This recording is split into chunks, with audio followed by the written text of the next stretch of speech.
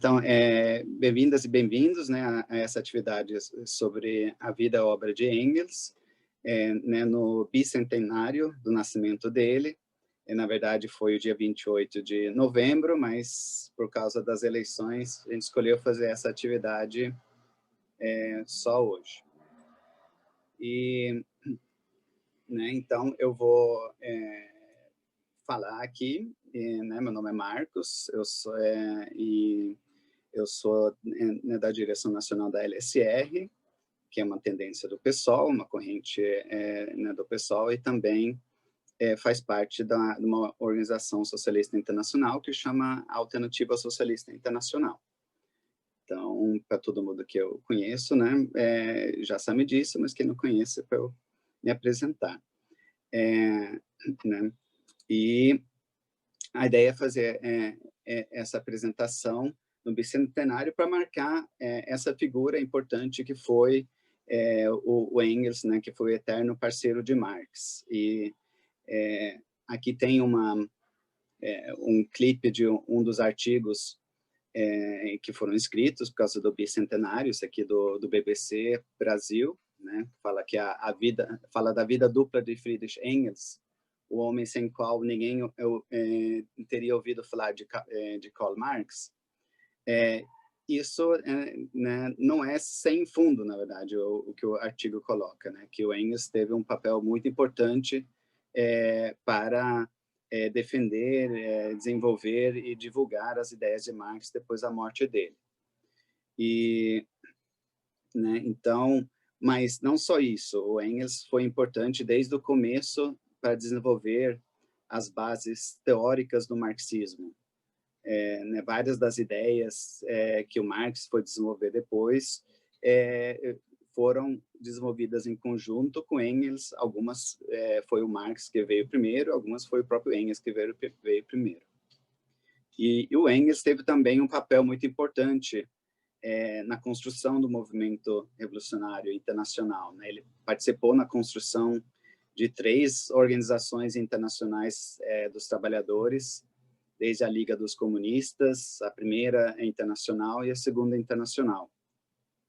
Né? Ele atuou em conjunto com o movimento dos trabalhadores em vários lugares. Ele estava com os cartistas e os operários em Manchester e Salford. Ele estava nas barricadas dos insurgentes na Alemanha em 1848 e 1849. Né, e acompanhou o ressurgimento do movimento dos trabalhadores na Inglaterra nos anos 1890. Né, e, ao mesmo tempo, ele teve um período de quase 20 anos onde ele colocou suas próprias ambições em segundo plano para garantir o trabalho e sustento de Marx e da família dele, né, quando ele estava escrevendo o Capital, né, e envolvendo ao trabalho como na fábrica do pai dele, que ele tanto desprezava, né, o que ele chamava do maldito comércio. E as ideias do Engels sobre o capitalismo, Estado, opressões, meio ambiente, etc., ainda são fontes de inspiração para hoje, mas, principalmente, junto com Marx, ele desenvolveu métodos para analisar a sociedade, mas também para intervir na luta para mudar a sociedade. Então, é sobre isso que eu vou falar hoje. E também lembrando que, diante da figura de Marx, né, que foi que né, não é por acaso que chama de marxismo, né, que tem sido mais difícil de demonizar até, né, o Engels muitas vezes é usado como um bode expiatório, é culpado por aquilo que diferentes pessoas ou forças não gostam do marxismo, né, e então é importante estudar um pouco a vida dele para ver como ele sempre atuou junto com Marx, etc. Né, então, a ideia é passar um pouco pela vida dele e tentar falar um pouco sobre algumas das ideias mais importantes que foram desenvolvidas. E aí, depois, quando eu terminar de falar, a gente pode ter intervenções e perguntas, etc. Né? O Engels, né, ele nasceu em Barmen, que fica, que hoje é parte de Wuppertal, né, na Renânia, na Alemanha, em 1820. Né, nasceu numa família de donos de fábrica, bastante religiosos, né, ele era o filho mais velho da família, né, essa pintura dele aí, o desenho dele é feito quando ele tinha 19 anos, né, e as suas primeiros escritos políticos, observações políticas, ele começou a fazer quando ele foi enviado para Bremen para fazer estágio, né, numa empresa de comércio, né, porque o pai dele achava que ele ia herdar o negócio da família, né? E lá ele escreveu o que chamava de Cartas de Wuppertal, sob pseudônimo, falando sobre as condições péssimas dos operários que ele via nas fábricas da região, incluindo do pai dele. Né? Depois de completar o estágio lá, ele foi para Berlim, onde ele fez serviço militar por 1 ano, e lá ele começou a se envolver, frequentar, na verdade, a universidade, né, sem ser um aluno formal, mas ele ia nas palestras e entrou em contato com os jovens hegelianos, de qual eu vou falar um pouco depois. Né, e ele escrevia artigos, continuou escrevendo artigos, incluindo artigos que foram publicados na Gazeta Renana, Rheinische Zeitung, que tinha como editor o próprio Karl Marx, que era feito na Colônia. Né? E lá, na época, quem era o principal filósofo alemão, que era a grande estrela, né, da filosofia alemã, era o Georg Wilhelm Friedrich Hegel, né, que já tinha falecido 10 anos antes do Engels chegar em Berlim, né, o centro da ideia dele foi de entender a história como um processo, né, e que era um processo. Alguém está com o som aberto? Poder desligar o som, por favor? Né? Achei aqui. Então, o Hegel entendia a história como um processo, né, em desenvolvimento, né, em qual que desenvolvia ao redor das ideias, né? Tem uma citação dele que ele coloca que o fio condutor da história universal é o progresso na consciência da liberdade, e que a liberdade é resultado do desenvolvimento da razão e da capacidade de julgamento. E ele diz que isso se expressava, essa capacidade de julgamento, de razão, se expressava na formação do Estado.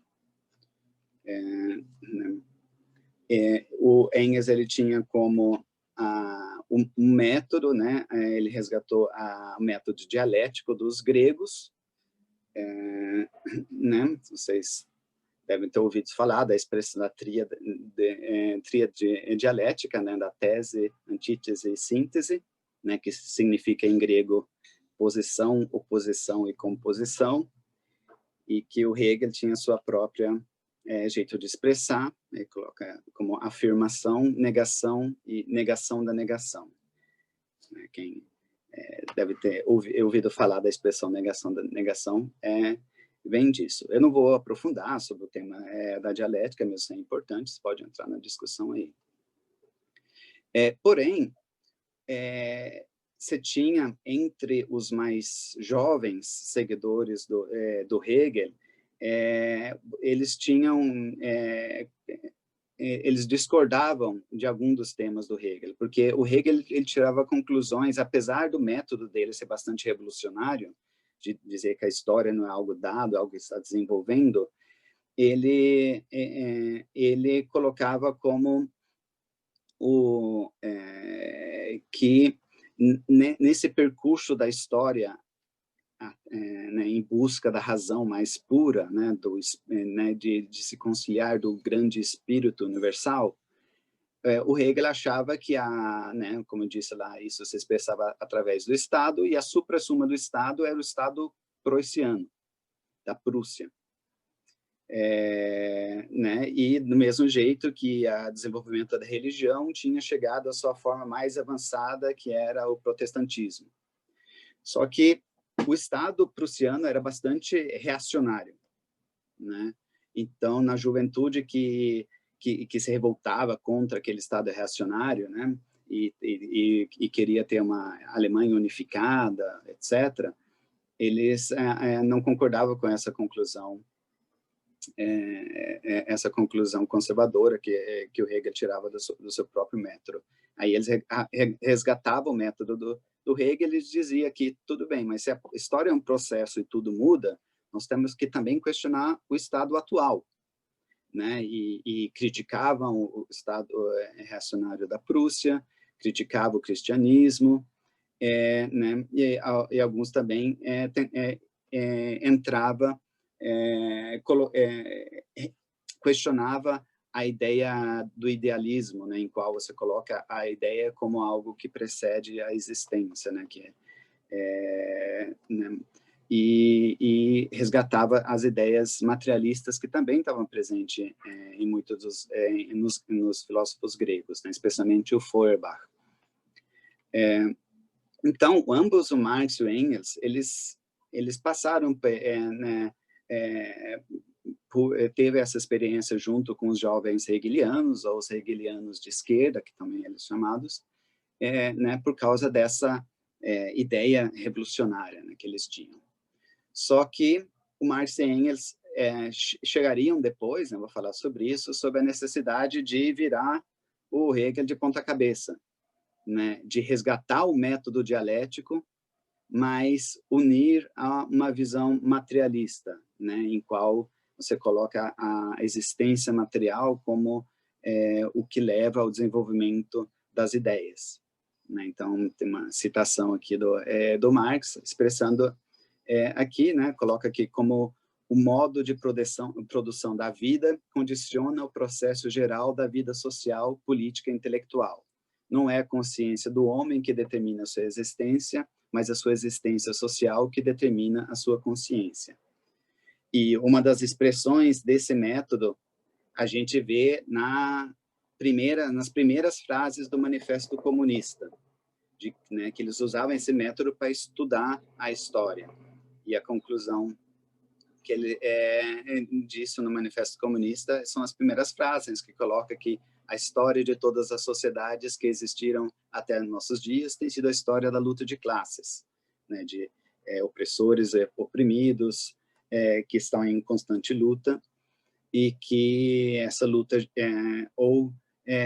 leva a uma transformação revolucionária da sociedade, ou uma destruição da sociedade como um todo, né? Então, isso aqui é uma das expressões dessas ideias que surgiu nesse embate com os jovens hegelianos.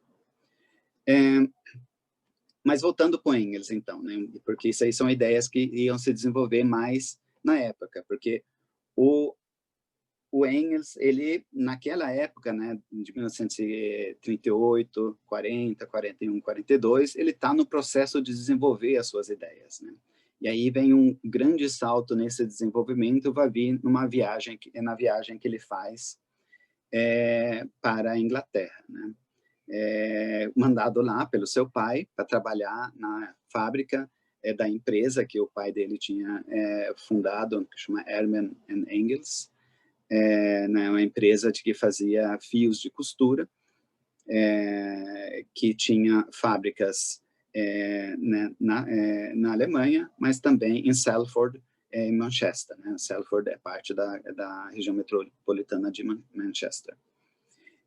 No caminho por lá, o Engels passou por Colônia, onde, né, e visitou a redação da Gazeta Renânia, né, que ele já tinha mandado artigos para ele. Teve o primeiro encontro com Marx, que foi um encontro frio, né? Não deu muita liga. O Marx achava que o Engels era um jovem hegeliano, ele já tinha rompido com os jovens hegelianos e não deu muita bola para o Engels. Mas o Engels continua para a Inglaterra, e onde ele chega em 1842. E ele chega já numa situação bastante diferente do que era na Alemanha no momento, porque lá você tinha um movimento de trabalhadores que estava fervilhando. Na verdade, o Engels chega em Manchester logo depois que tinha acontecido uma grande greve geral, que foi forte, especialmente na região de Manchester, né, de 1842, né, inspirada pelo movimento cartista. O movimento cartista, que ele chamava disso porque eles tinham uma carta de 6 pontos que era ao redor da demanda de sufrágio universal. Naquele ano, o movimento cartista tinha entregado uma petição com 3 milhões de assinatura defendendo o sufrágio. E, né, então, foi uma experiência muito importante para Engels ver o movimento dos trabalhadores, né, e ele contribuiu escrevendo artigos para o jornal do movimento cartista, né, The Northern Star, né, e também ele escreveu para o jornal do Robert Owen, que era um dos socialistas utópicos, que chama The New Moral World, né, e lá ele também se enfrentou com a mesma realidade das sociedades industriais que estavam surgindo nas fábricas, com trabalho infantil, com condições péssimas para os trabalhadores, né? E começou a estudar isso, né? E com a sua ajuda ele teve, né, né, as irmãs Mary e Lizzie Burns, que eram 2 operárias nascidas na Irlanda, faziam parte da grande comunidade de irlandeses, cerca de 40 mil operários que trabalhavam nas fábricas da Inglaterra, e, né, o Engels né, teve uma relação com a Mary até ela morrer, né, a partir disso, por mais de 20 anos, né, e depois teve relação com a irmã dela, a Lizzie Burns, até ela morrer por bastante tempo. Então, eles jogaram um papel muito importante na vida de Engels. E através do conhecimento delas, ele conseguia ter acesso, né, aos bairros pobres, né, as favelas da época dos operários irlandeses, que se chamava a Pequena Irlanda, né? E aí ele começou a escrever ao redor disso, né? Ele envia um artigo, né, artigos para o Marx, né? Um que chama O Esboço de uma Crítica à Economia Política, de 1843, e ele faz alguns outros artigos que depois constitui um livro que chama A Situação da Classe Trabalhadora na Inglaterra, né, que foi publicado em 45, só que ele foi publicado em alemão, só foi publicado 40 anos depois em inglês, na verdade, né, que foi um livro totalmente inédito, porque ele combinava estudos da estatística oficial com, né, com as experiências que ele viu de primeira mão da situação dos operários e com uma crítica ao sistema capitalista, né? Então, e nesse livro ele né, coloca, né, que ele acusa abertamente a burguesia inglesa diante do mundo inteiro de assassinato, roubo e outros crimes em grande escala. Isso aqui ia ter uma importância para os próprios estudos do Marx, né? Na verdade, foi o Engels que primeiro disse para o Karl Marx que ele tem que estudar a economia nacional inglesa, Ricardo, Adam Smith, etc., para estudar como funciona o sistema para poder criticar o sistema capitalista. Mas tinha um outro lado também muito importante, que o Engels também foi o primeiro a começar a formular, é de entender a classe trabalhadora como sujeito para a mudança evolucionária, né? E também entendendo o papel da luta sindical na tomada de consciência da classe, né? Do que depois eles iam desenvolver como da necessidade da classe trabalhadora se desenvolver de uma classe em si, de uma classe para si, né? Uma classe consciente da sua situação para mudar a sua própria situação. E nisso Engels começa a formular, então, uma crítica aos utópicos, socialistas utópicos, que entendiam que o sistema era ruim, fazia críticas muito boas ao sistema, mas não entendia como ia mudar a sociedade. Eles viam de que o que era necessário é fazer uma transformação social através de ideias geniais de benfeitores, assim, que eles iam simplesmente explicar como uma sociedade poderia funcionar muito melhor, fazendo esquemas de como organizar a sociedade de uma maneira utópica, né? E o Engels colocou, não, aqui se trata de uma luta de classes, onde a classe trabalhadora tem que ser o sujeito da sua emancipação, o que se tornou também uma das primeiras frases do Estatuto da Primeira Internacional, Associação Internacional dos Trabalhadores, como é chamada. A emancipação dos trabalhadores será obra dos próprios trabalhadores. Então, aí o Engels fica lá por 2 anos. Era também um momento de aprendizado, que ele estava passando pela empresa do pai dele, né? E ele não gostava, na verdade, de fazer aquilo, mas ele utilizou isso da melhor maneira possível. E depois de 2 anos, ele volta para Barmen, para a casa da família. Só que, dessa vez, ele passa por Paris, onde o Marx estava, exilado, porque tinham fechado a Gazeta Renana, expulso Marx do país. Então, ele foi para Paris começar fazer uma nova revista lá.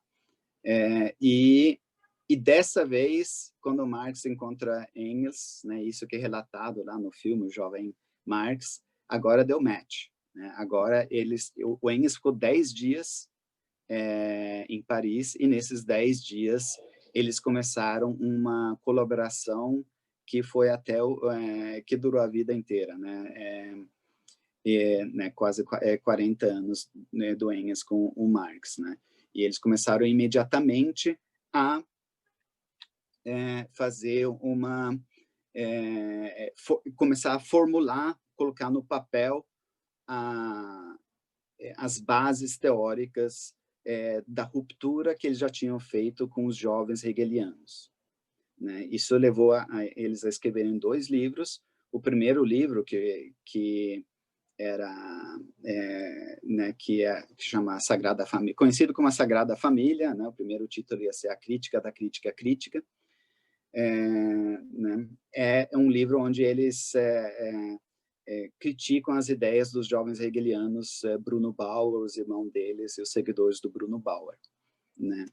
E isso tinha a ver com o fato que eles viam a ideia deles como uma crítica crítica, né? Esses jovens hegelianos, que eles contemplavam o mundo criticando ele, só que não tinham uma ideia de intervir no movimento. Né? Então, tem mais alguém aí que está com o som ligado aí? Você pode desligar, por favor. Né?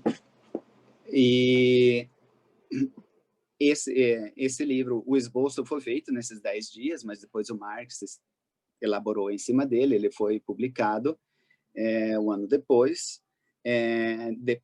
Depois eles iam escrever a ideologia alemã, que nunca foi publicado por eles, né, mas eles viam como um jeito deles colocar no papel, desenvolver a ideia deles, né? Foi publicado em 1932 só, né? E aqui o que eles fazem, eles formulam a ruptura com os jovens hegelianos, e eles formulam o materialismo histórico, né, colocando como as estruturas sociais são produto das forças econômicas, como que a superestrutura ideológica da sociedade são baseadas nessa base econômica, né, que são as forças produtivas e as relações de produção entre as classes, mas usando o método dialético para cima disso, né, não era como porque a superestrutura também influencia na base, e colocando como que a luta de classes é o motor das grandes mudanças da história,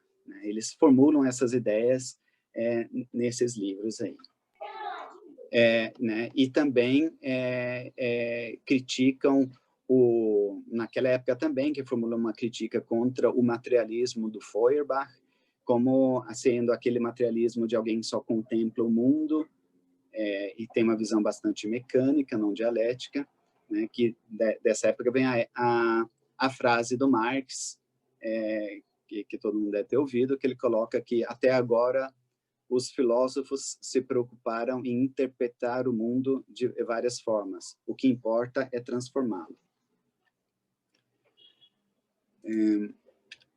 Então, o Engels, ele passa um curto tempo em Barmen, lá ele se dedica a publicar o livro dele sobre a situação da classe trabalhadora na Inglaterra, e agora ele vai atrás do Marx, para se juntar ao Marx e continuar o trabalho conjunto, né? E então ele vai para Bruxelas, porque o Marx foi expulso de novo de Paris. Espera aí, que a minha aula está aqui, ó. Né? Né? Ele foi expulso de Paris e foi para Bruxelas, e lá eles permanecem por 3 anos, né? E foi 3 anos que eles começaram a fazer um papel não só de desenvolver ideias, mas também de de organizar, né? Porque lá eles já foram introduzidos, tinham sido introduzidas a uma organização internacional de trabalhadores que era a Liga dos Justos, e lá, através desse trabalho, em 1847, é fundada a Liga dos Comunistas, no congresso em Londres. O Marx e Engels se juntam a isso, a essa iniciativa, e no segundo congresso, mais tarde no mesmo ano, eles recebem a tarefa de escrever um manifesto público né, da Liga dos Comunistas, né? Porque até então era um trabalho clandestino que eles faziam. A Liga dos Justos era uma organização clandestina. Então, a ideia é fazer um manifesto público, se preparando para as irrupções que estavam vindo, né? Por causa das crises econômicas, o surgimento do movimento de trabalhadores, etc. O Engels fez o primeiro esboço do Manifesto Comunista baseado num escrito que ele fez, que chama Os Princípios Básicos do Comunismo. Dá para achar esse texto aí na internet. Né? Mas quem fez o retoque final, deu aquele estilo típico do Marx, foi o próprio Marx, né? E o Manifesto Comunista é publicado em 1848, só que não teve muito impacto na publicação. Mesmo se ele foi traduzido para várias línguas, não foi um grande sucesso na época, ia demorar um tempo para o Manifesto Comunista se tornar algo né, popular, né, e é um dos escritos mais divulgados do mundo hoje, né? E uma das razões por causa disso é que logo quando é publicado o Manifesto Comunista, estoura a Primavera dos Povos, que foi uma onda revolucionária com 17 levantes populares. Na verdade, já começou o primeiro né, no que hoje é Itália e Sardinha, em janeiro de 1848. Né, você teve a Revolução de Fevereiro na França, você teve em março história da Revolução em Berlim, e foi em vários países que você teve levantes que era marcado por né, levantes contra os regimes reacionários do feudalismo, né, que dominavam grande parte da Europa na época, né? E o Marx e o Engels queriam estar onde eles podiam intervir nesse movimento, né? Eles passam primeiro por Paris,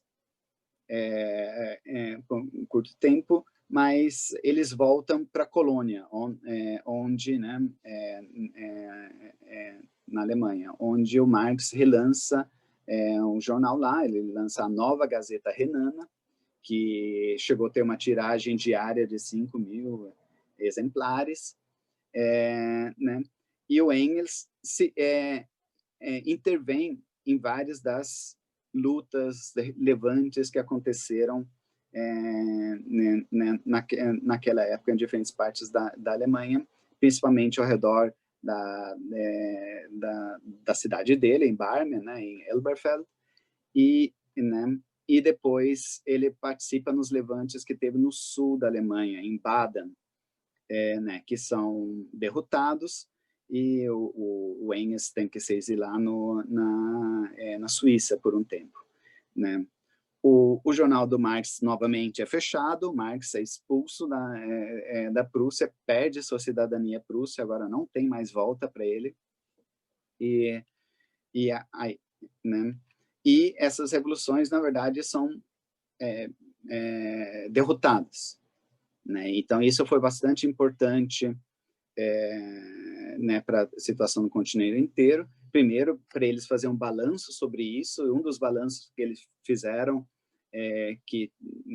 é o fato que a burguesia jogou um papel bastante covarde nessas revoluções, né? Seria o momento da burguesia se levantar contra o feudalismo, né, do mesmo jeito que tinha feito na França, em 1789, na Inglaterra, 1640, etc.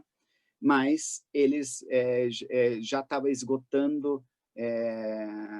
se esgotando como uma força revolucionária, a burguesia. Então, muitas vezes eles estavam com mais medo dos trabalhadores, né, do que estavam com medo da própria burguesia, então eles não levavam a luta até as suas últimas consequências.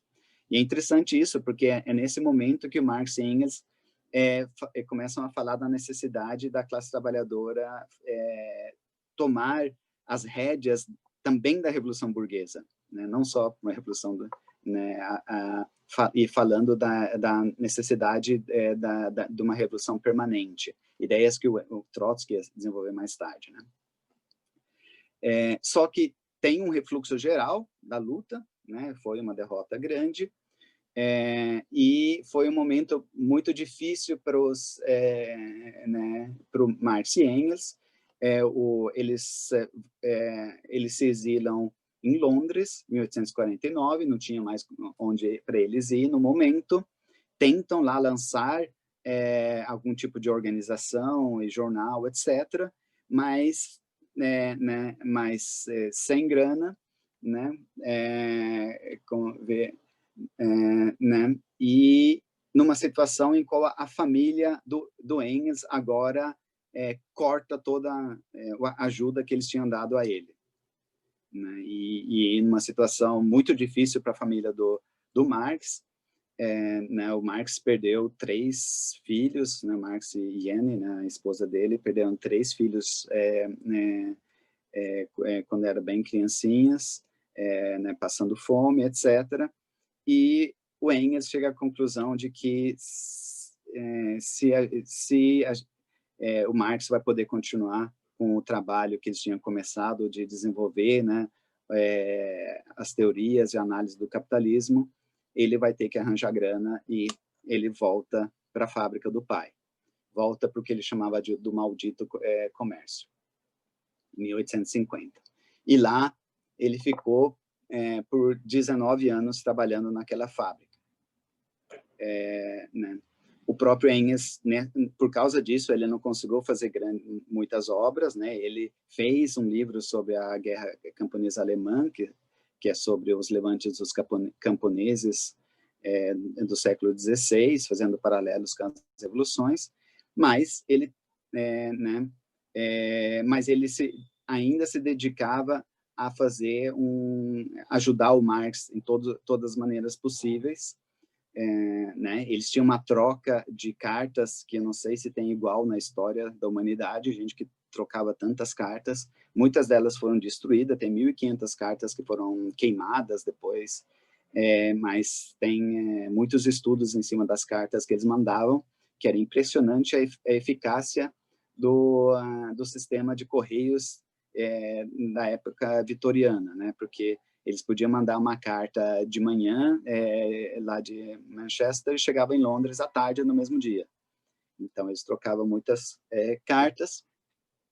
E o Engels vivia aquela vida dupla que foi referida lá naquele artigo do BBC no começo, né?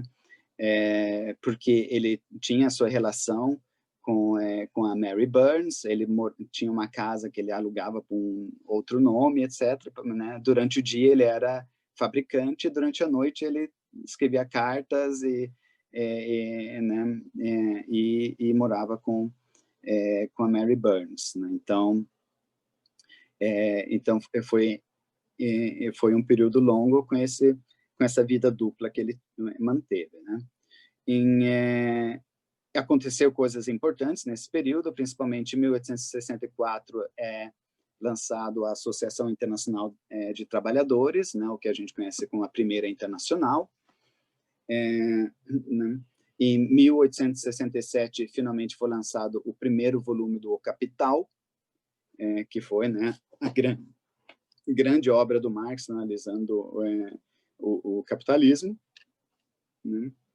E aqui é uma foto aqui do Marx e o Engels com as filhas né, que sobreviveram, né, pelo menos por um tempo, porque a filha mais velha, a Jenny, morreu antes do Marx, ela morreu em 1883. Aí você tem a Eleanor, mais jovenzinha, conhecida como Tussie, e a Laura, que se casou com o Lafargue. Né, especialmente a Eleanor e a Laura desempenharam um papel importante na organização dos trabalhadores, assim, em diferentes jeitos. E aí, em 1870, finalmente o Engels larga a fábrica, vende as suas ações, né, sua parte da fábrica, e vai morar em Londres para estar mais próximo do Marx, e também porque Londres estava se tornando um centro muito mais importante. E né, naquela época também acontece a Comuna de Paris, que foi um grande teste para a Primeira Internacional, onde tem uma grande divisão entre os anarquistas e os marxistas, né, sobre o papel do Estado, né, que eu não vou desenvolver tanto aqui, mas aí começa um período de organização e também de colaboração do Marx ainda mais intenso, desenvolvimento de ideias, né, e aí eu vou tentar entrar em algumas dessas ideias aqui, alguns dos temas que foram levantados. Né. Primeiro, teve o que foi um constante na vida deles, foi a questão de lutar para estabelecer as ideias que hoje a gente chama de marxismo, mas que é, de um lado, o socialismo científico, o método científico de ver a sociedade contra o utopismo, e, do outro lado, um socialismo revolucionário contra o que hoje a gente chama de reformismo, mas que teve vários vertentes, na verdade, né? Até antes de surgir a expressão reformismo, né? Uma dessas embates foi na construção do movimento do Partido Unificado, de trabalhadores, Partido Social-Democrata alemão, que a Alemanha estava lá. Na Inglaterra, o movimento dos trabalhadores não tinha se recuperado ainda, estava em nível baixo, a Inglaterra estava um crescimento muito forte, e o movimento estava em baixo, mas na Alemanha o movimento dos trabalhadores estava crescendo bastante. E em 1875 se unificou dois partidos diferentes, né, num congresso na cidade de Gotha, né, por isso que chama o programa de Gotha, o programa que foi adotado naquele congresso, e o Marx elabora uma crítica a esse programa que tem a ver com uma das vertentes de ideias que existia forte, que era dos seguidores de Lassalle. O Lassalle lançou o primeiro partido grande de trabalhadores na Alemanha, né? Só que ele tinha ideias bastante recuadas em muitas coisas, né? Principalmente ele via que trabalho sindical era em vão, porque por causa da lei de ferro de salários não tinha como, como os trabalhadores, através de luta sindical, avançar. Então, o caminho para abolir desigualdade seria através do Estado, né? Incluindo através de construir cooperativas apoiadas pelo Estado, política estatal, sem ter uma ideia de ruptura, né? E o Marx fez umas críticas muito boas a esse programa de Gotha, porque quando eles fizeram a unificação, muitos dos elementos das ideias de Lassalle estavam incluídas, né, nesse programa, né? E eles criticaram isso, né? Porque tinha também aqueles que seguiam Marx, que era o Bebel e o Wilhelm Liebknecht, o pai do Karl Liebknecht, que era o que trabalhou junto com a Rosa Luxemburgo mais tarde. Né? Então, isso foi um embate importante. 1876 foi o fim da Primeira Internacional, mas já tinha, na verdade, recuado bastante, né, nesse embate ruptura entre os anarquistas, mas também com embate com os outros reformistas, com ideias mais reformistas.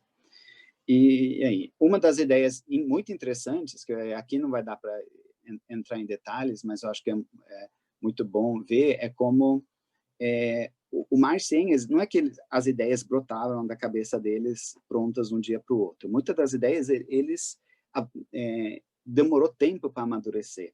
Uma delas, por exemplo, é a questão da relação com as colônias e os países periféricos, etc., né?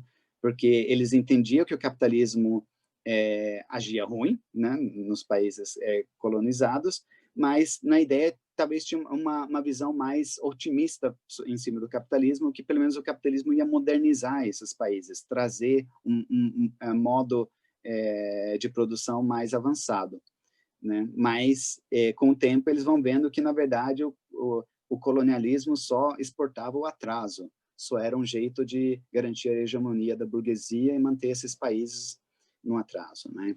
Então eles começaram a se posicionar cada vez mais a favor da independência das colônias através de luta revolucionária, apoiando lutas importantes e denunciando atrocidades na China, Jamaica, Congo e Índia, etc., né? E um papel importante, na verdade, tinha a relação que o Engels tinha com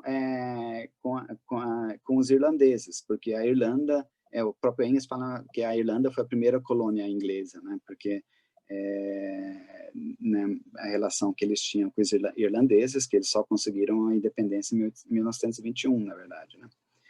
Então, esse foi um tema importante. Outro tema importante é a questão do meio ambiente, né? Que muitos tinham, por muito tempo, por causa do stalinismo, do reformismo, etc., tinha uma visão de que o Marx e o Engels não davam bola para o meio ambiente, que só pensava em produção, etc., que é totalmente falso, né? Na verdade, uma das primeiras críticas, isso bem cedo que eles fazem, é aqueles economistas burgueses que colocavam que só o trabalho é fonte de valor, né? E que eles colocavam que isso é falso, porque a natureza é uma fonte de valor também. né? Só que os capitalistas via a natureza como algo dado, uma dádiva que eles podiam explorar a seu belo prazer, né? E que a única coisa que valia alguma coisa nessa sociedade é o valor de troca. E por isso que a sociedade capitalista explora e extermina não só a classe trabalhadora, mas também a natureza. Né? E isso foi uma crítica que eles foram aprofundando, não é, né? E estudando todas, né? Eles estudavam bastante a química, física, né? E todos os estudos modernos que tinha na época, eles estudavam para poder fazer essa crítica, desenvolver as ideias deles. Na verdade, se você pega os manuscritos do Marx das últimas décadas da vida dele, 1/3 são em cima de livros de ciência, etc., que muitas vezes isso atrasava o trabalho dele no Capital, porque ele queria ler as coisas mais novas, etc.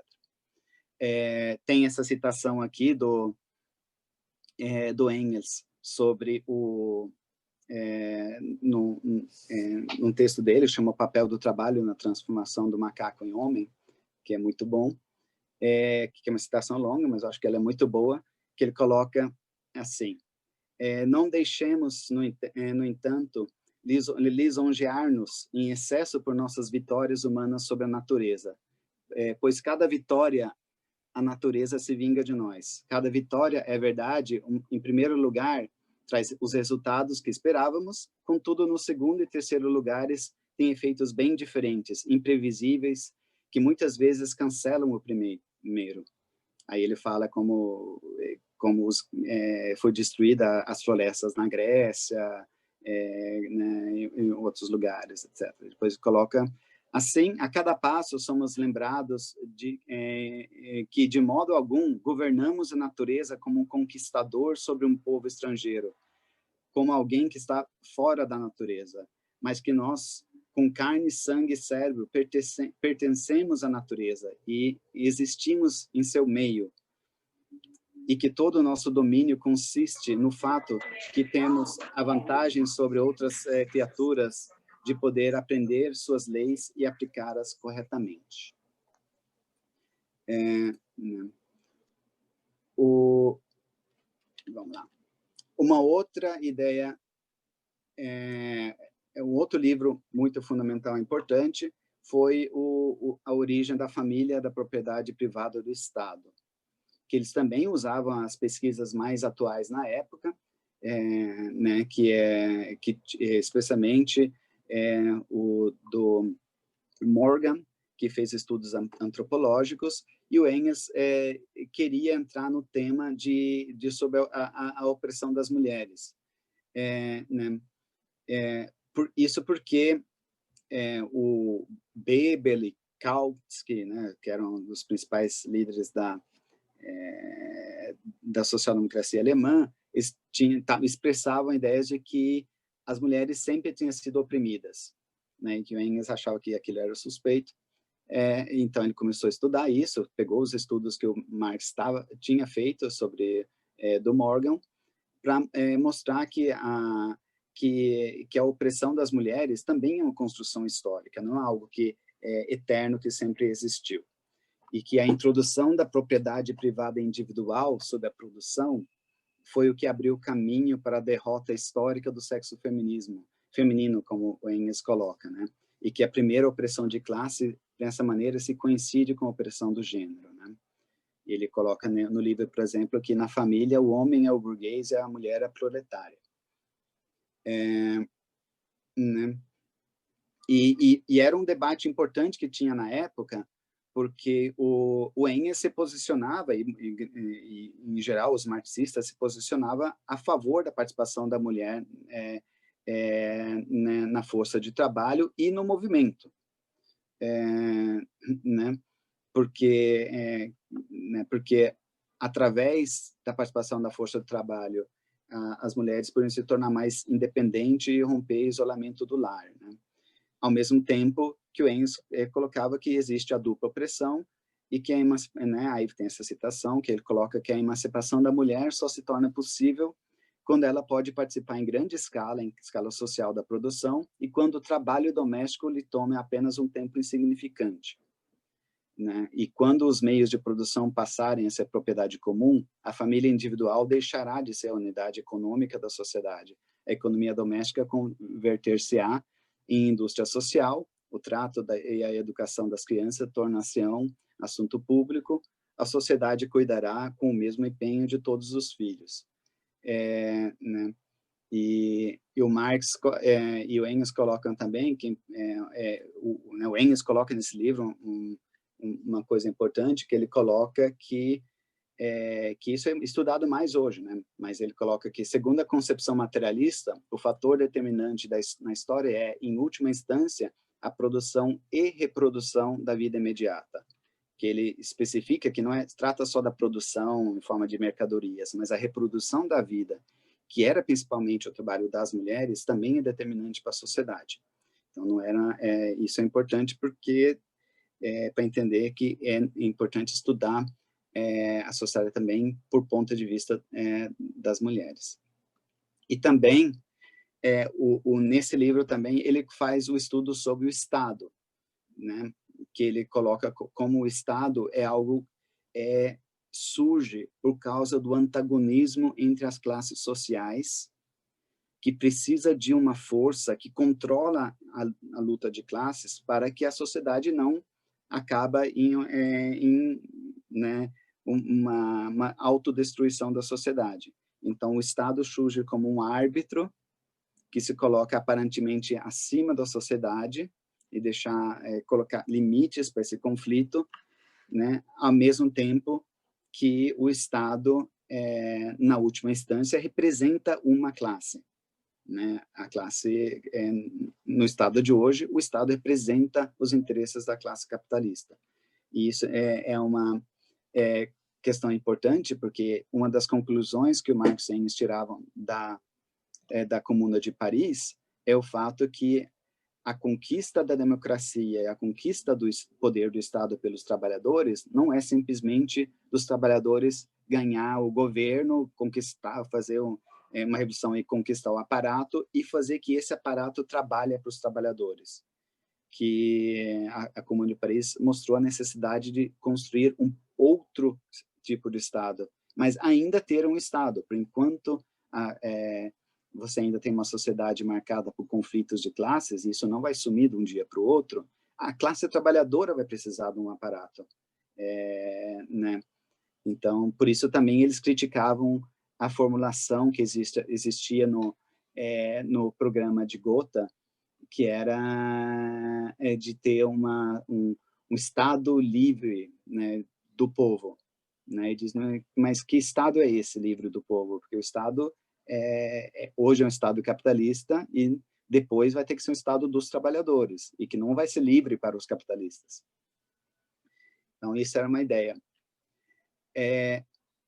Aí, para ir finalizando, a grande importância que o Engels teve, né, foi de resgatar essas ideias e desenvolver várias ideias que Marx e Engels já estavam desenvolvendo antes e popularizar elas, né?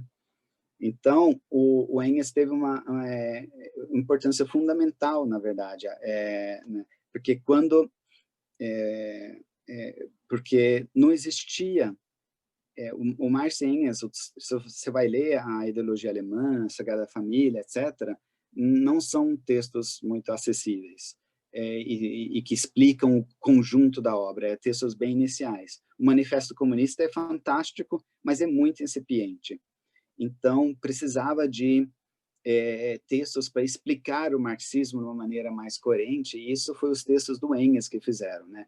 Um texto fundamental, que foi um dos mais importantes para desenvolver essa nova camada de marxistas que veio no final da vida do Marx, mas que depois levou à fundação da Segunda Internacional, foi um livro de polêmica que o Engels escreveu contra o Eugene Düring, que era bastante popular por uma época, né, mas que tinha ideias muito antimarxistas, mas estava se tornando muito popular na social-democracia, né? E uma das expressões de que o Dühring tinha era que as ideias dele representavam a verdade definitiva e inapelável, ou uma tradução talvez mais moderna seria a verdade definitiva de última instância. Né, ele acreditava mesmo nas suas próprias ideias. Aí o Engels escreveu esse livro, que é conhecido como Anti-Dühring, mas que chamava A Revolução da Ciência segundo o senhor Eugène Dühring. E 3 capítulos desse livro foi depois publicado separadamente, que chama Socialismo Utópico e Científico, que é sobre o surgimento das ideias socialistas. Esses textos tiveram uma importância muito grande, e foi nessa época que o Manifesto Comunista também começou a se tornar mais popular.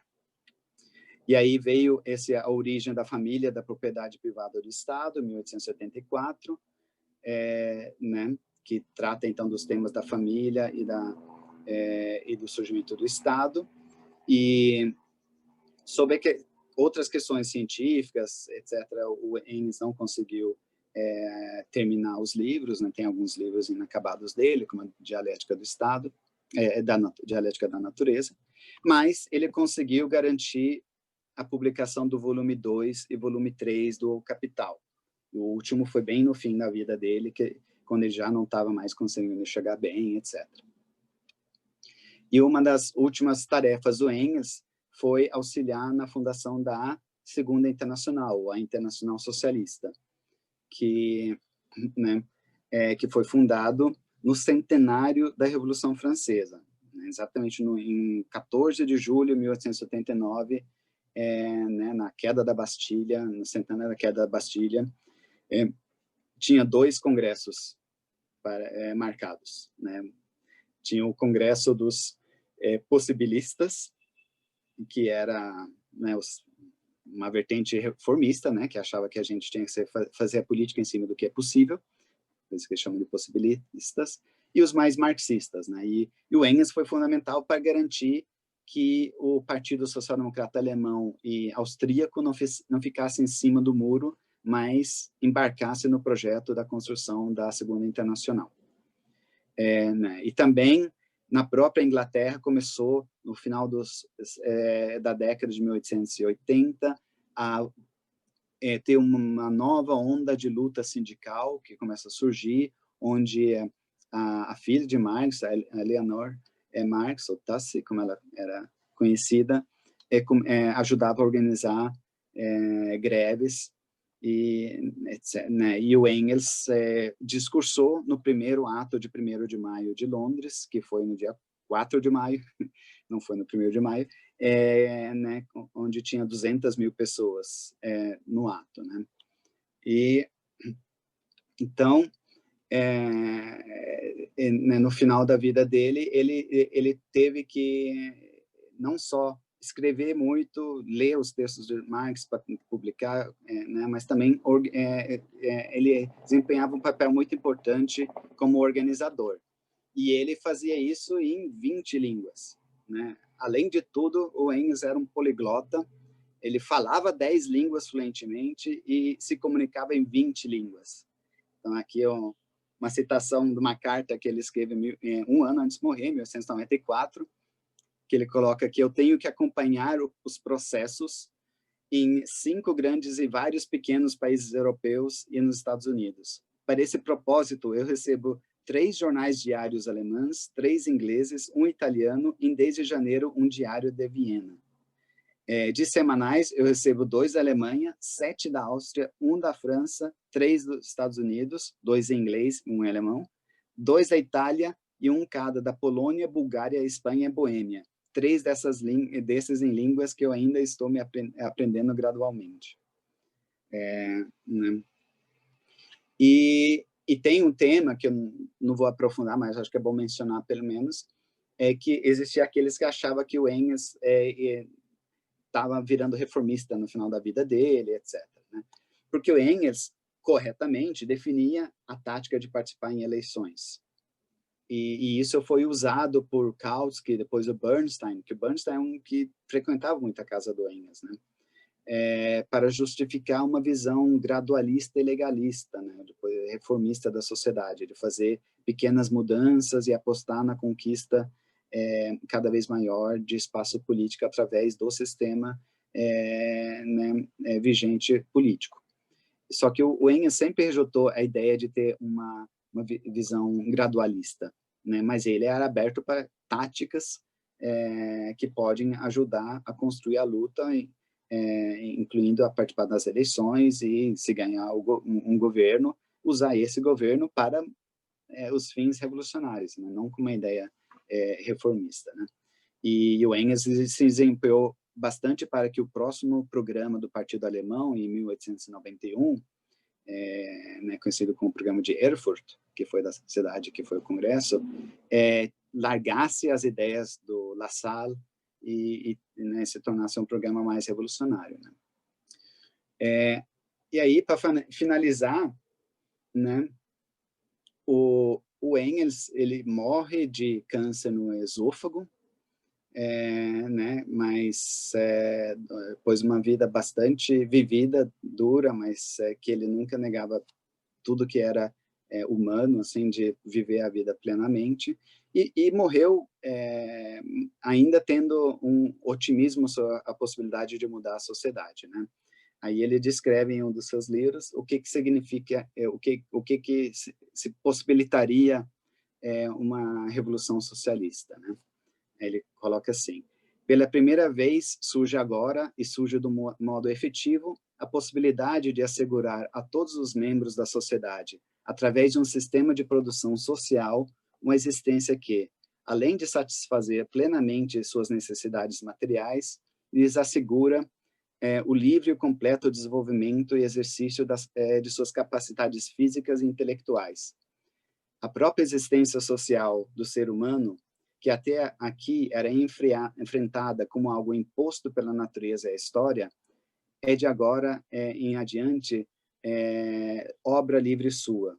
Só a partir de então, ele começa a traçar a sua história com plena consciência do que faz.